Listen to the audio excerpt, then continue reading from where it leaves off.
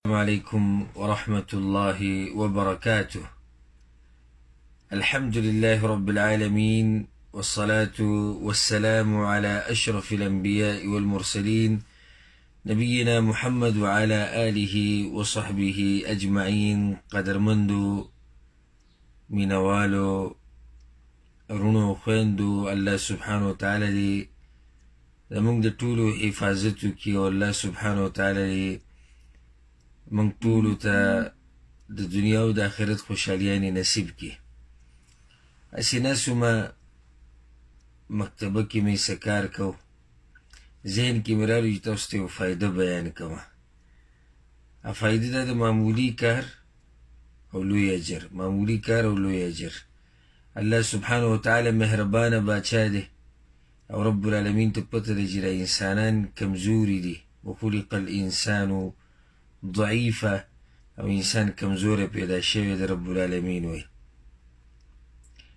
نو داسې اعمال موږ ته شریعت کې خوی شوي دي چې عمل لږ دی او اجر په الله سبحانه وتعالی ډېر ورکوي. په هغې کې یو عمل درته ښیمه او انشاءالله چې کله موقع میلاوېده تاسو ته به داسې اعمال هغه وخت په وخت ښایو. یو عمل په هغې کې دا دی چې پیغمبر صلی الله علیه وسلم په حدیث کې وی، او دا حدیث امام مسلم رحمه الله هم راوړی دی او امام ابو داود رحمه الله په خپلو سننو کې هم راوړی او په نورو کتابونو کې هم شتي.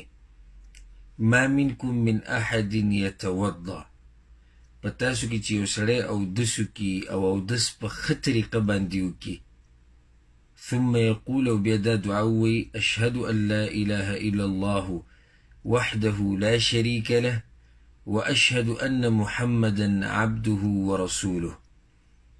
دعا راته بیا وایم، اشهد ان لا اله الا الله وحده لا شریک له واشهد ان محمدا عبده ورسوله.